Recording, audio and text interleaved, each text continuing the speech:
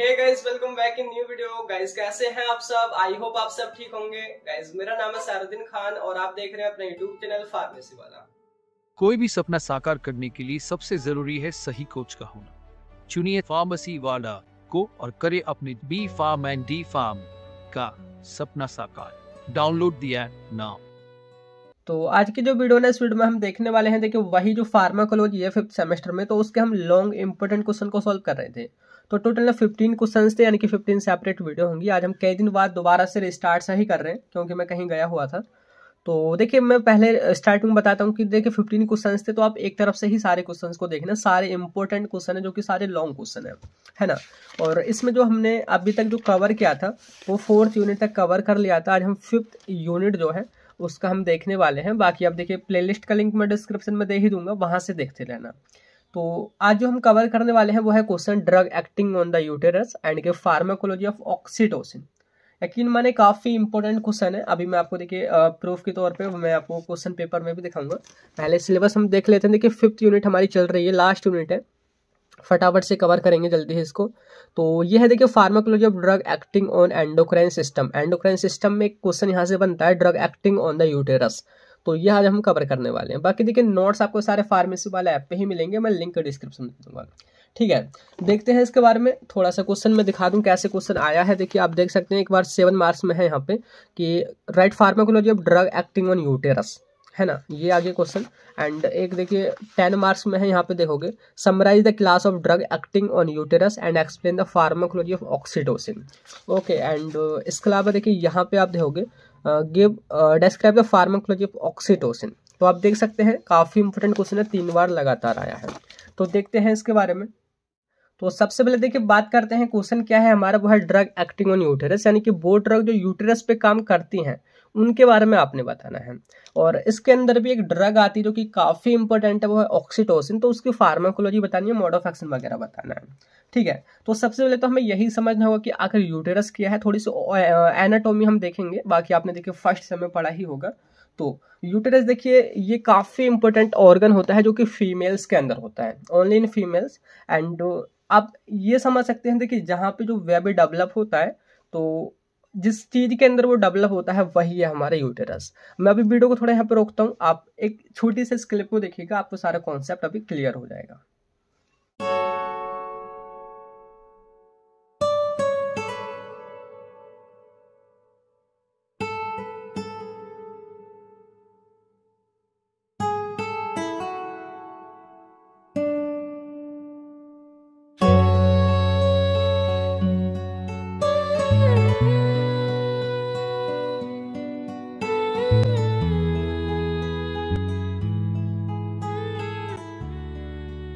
अभी देखिए जैसा कि आपने देखा ही होगा, तो उसी के जैसा मैंने यहाँ पे कुछ डायग्राम बनाने की कोशिश करी है। मेरी ड्राइंग खास अच्छी नहीं है।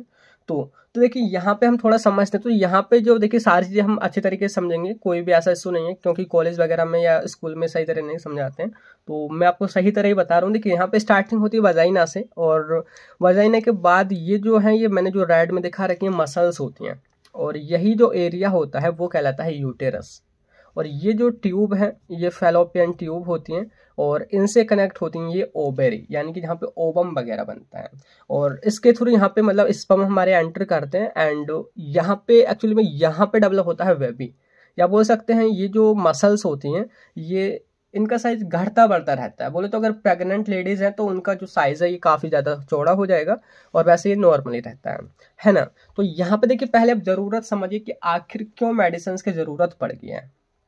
अच्छा, देखिए यहाँ पे हमारा वेबी डेवलप हो रहा है ना। तो यहाँ पे कई बार क्या होता है, कई केसेस में क्या होता है कि जो कॉन्ट्रैक्शन जो होता है यूटेरस में, बोले तो वो बेबी के डिलीवरी में काफ़ी प्रॉब्लम होती है।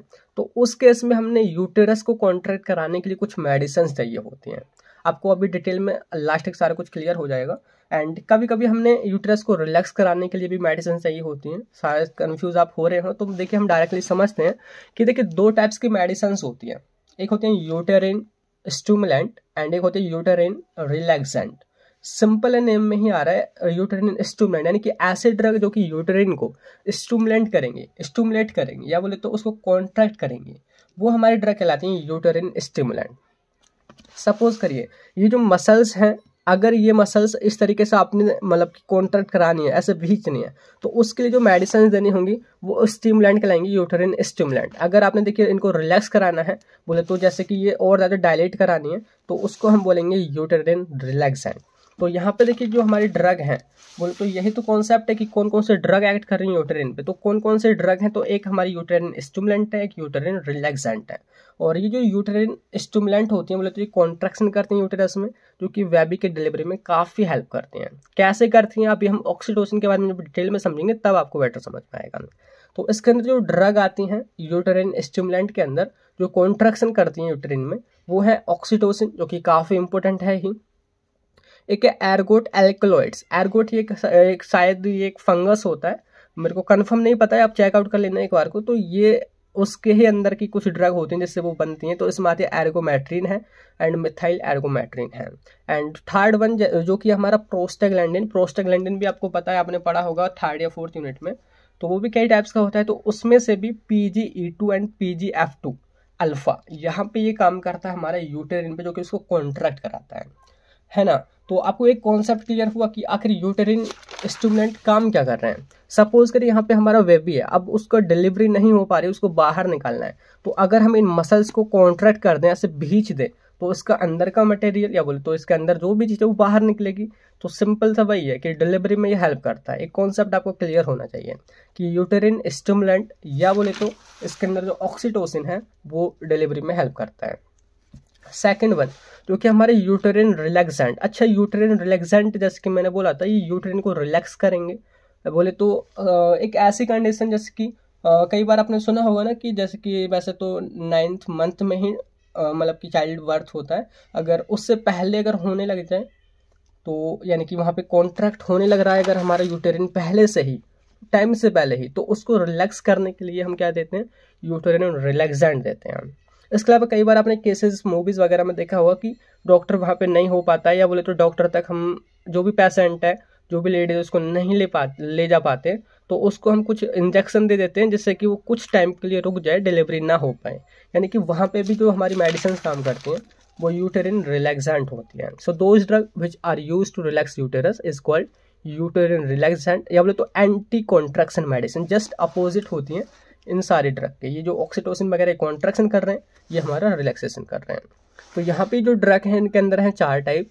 तो पहला है एड्रीनर्जिक एगोनिस्ट, यानी कि जो एड्रीनर्जिक रिसेप्टर होते हैं ये उनसे जाके बाइंड होकर के उनके एक्शन को और ज़्यादा बढ़ा देती हैं। तो इसके अंदर जो ड्रग आती हैं वो है रिटोड्रिन, साल्ब्यूटामोल, टर्ब्यूटोलाइन एंड इसोक्सिप्रिन।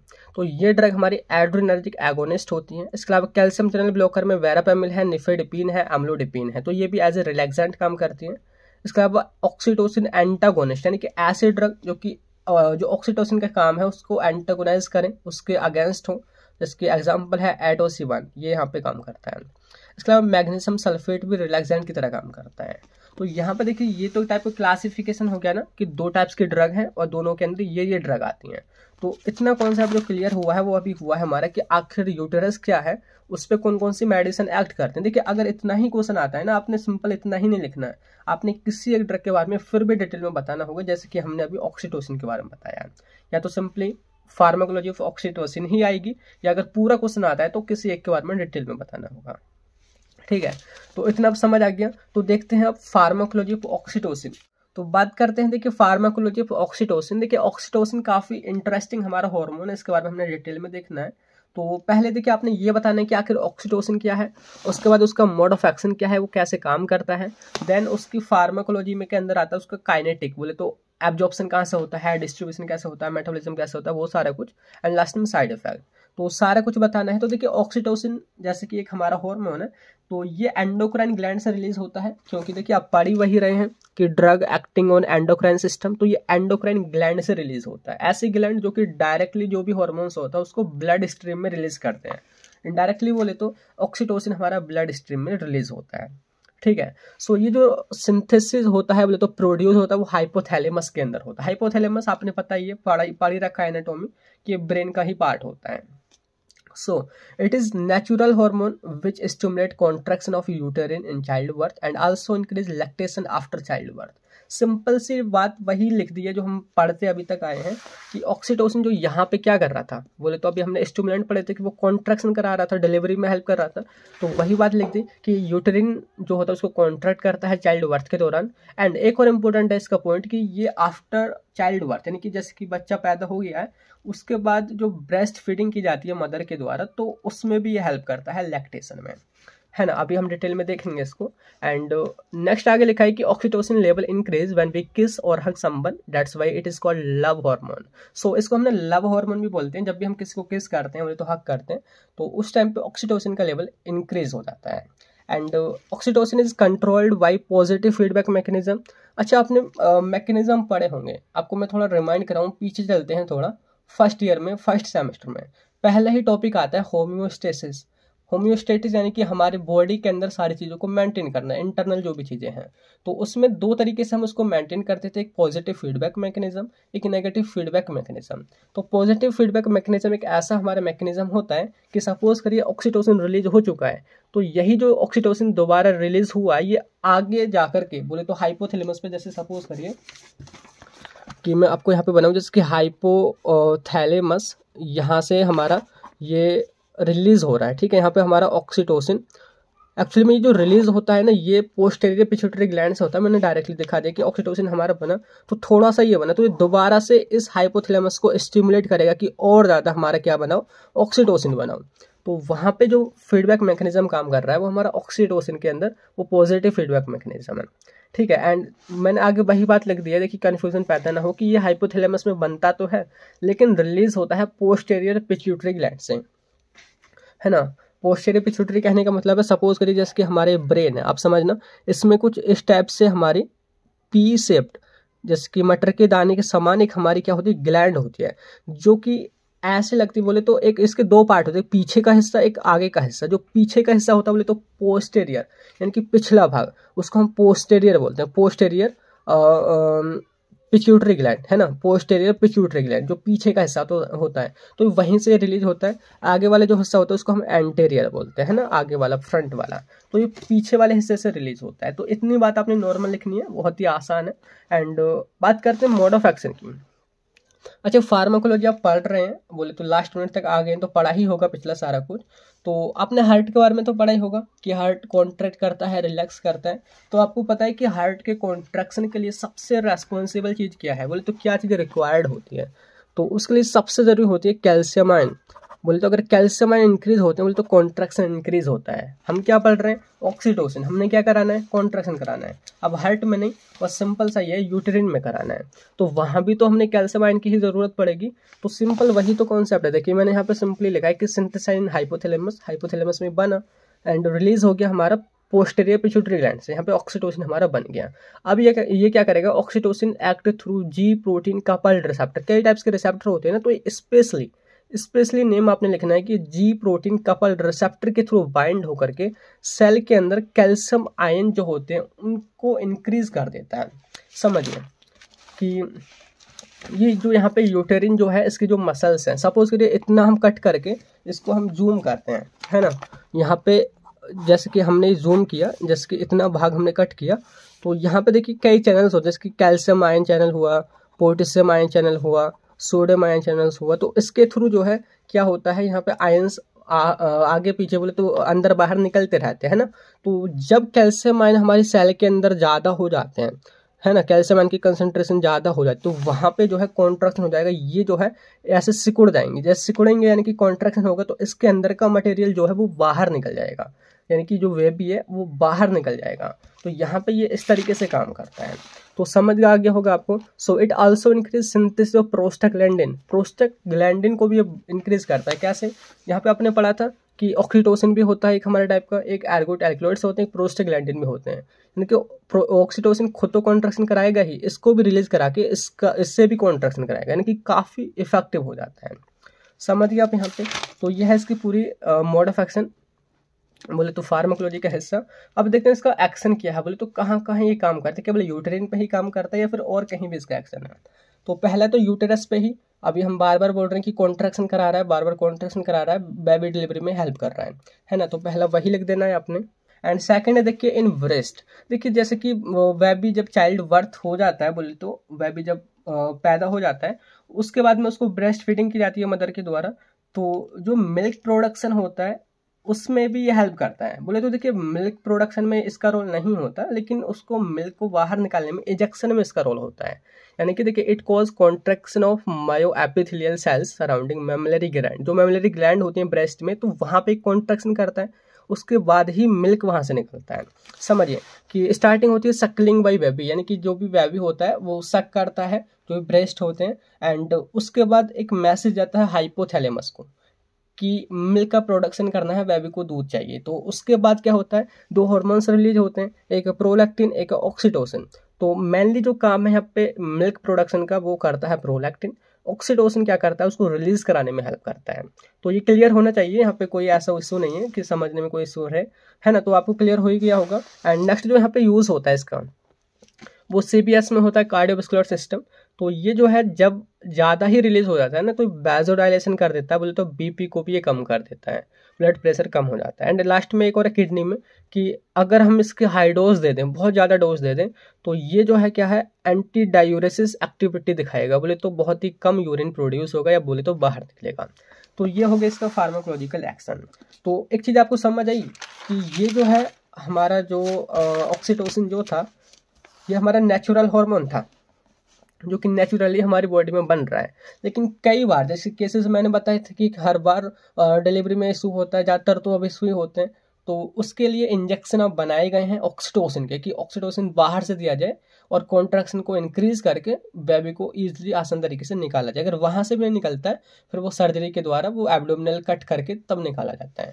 तो यहाँ पे आपको समझ आ गया होगा कि ऑक्सीटोसिन मेडिसिन के रूप में बाहर से भी दिया जाता है।